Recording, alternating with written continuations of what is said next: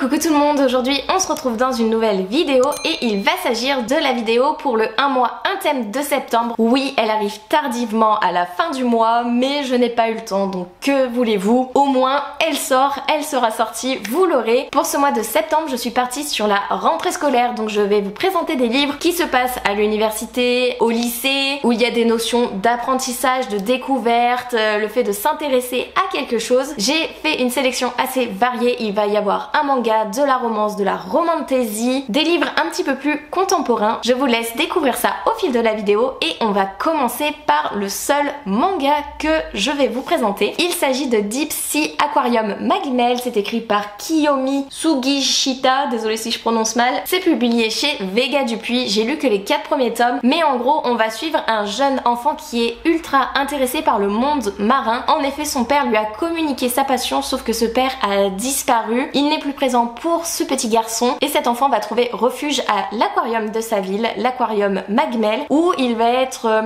aperçu et bien vu par le gérant et il va intégrer l'aquarium en tant qu'apprenti si je puis dire et en apprendre davantage sur le monde marin qui l'intrigue beaucoup, d'où la notion d'apprentissage. Vraiment j'adore ce manga. C'est pas parce que je ne veux pas continuer la saga parce que ça ne m'intéresse pas, mais parce que je ne trouve pas le temps de prendre le temps d'aller acheter des mangas, aller flâner, aller à la recherche de la suite de cette saga, de prendre le temps de continuer cette saga. Mais en tout cas les choses devraient changer maintenant que je vous en reparle, que je vous le représente. J'avoue que ça me tente encore beaucoup de lire la suite. Je m'en suis arrêtée au 5e ou 6e tome, je ne sais plus. C'est une saga un petit peu longue je trouve, mais très intéressante avec des illustrations magnifiques. Deuxième livre que j'ai à vous présenter, on va parler de La rue qui nous sépare de Célia Samba, publié chez Hachette. Ici on va suivre deux protagonistes, une protagoniste qui est en études supérieures, je ne sais plus, elle s'appelle Noémia mais je sais plus ce qu'elle fait comme études, et on va suivre Tristan qui lui vit dans la rue, a dû arrêter ses études. Ils ont le même âge à peu près, à 1 an d'intervalle, oui c'est ça, 19 ans et 21 ans, donc 2 ans d'intervalle, et du coup tout les oppose. Il y en a un qui a une stabilité, un foyer, des amis, un accès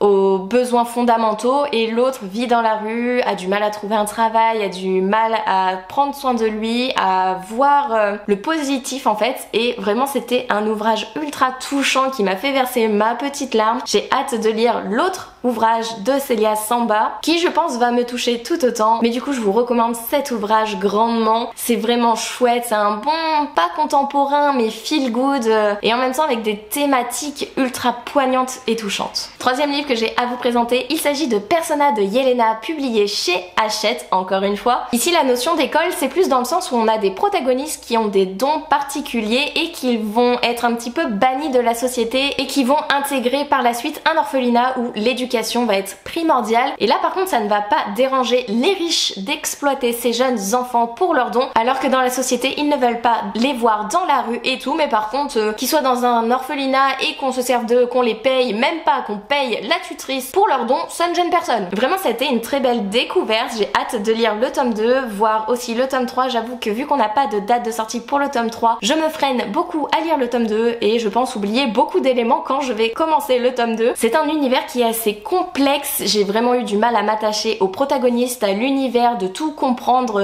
et de suivre les liens lors des premiers chapitres, lors des au moins 100 premières pages de ma lecture, mais par la suite j'ai totalement adhéré, j'ai adoré et j'ai hâte de continuer dans cet univers. Quatrième livre que j'ai à vous présenter, il s'agit d'une romance universitaire, il s'agit de Briard, le premier tome de Elle Kennedy, publié chez Hugo. Je peux pas trop vous faire un petit speech, j'ai plus trop de souvenirs, je sais juste que j'avais adoré. On va suivre en gros Summer qui va intégrer l'université et je crois que c'est des hockeyeurs si je dis pas de bêtises, ouais c'est ça, c'est des hockeyeurs. Elle va tomber red dingue amoureuse de Fitz qui est un petit peu, pas le cliché bad boy sûr de lui des hockeyeurs, mais plus le garçon un peu timide, réservé, qui sait qu'il est populaire mais qui est assez ouais non mais laissez-moi, genre laissez-moi, je suis très bien dans mon monde, dans ma solitude, j'aime pas être sous le feu des projecteurs. J'ai vraiment adoré cette histoire d'amour, j'en ai de très bons souvenirs, même si je me souviens pas exactement de tous les petits détails de l'histoire d'amour et tout. J'ai trouvé cette histoire d'amour, cette romance tellement saine, tellement belle, tellement touchante, tellement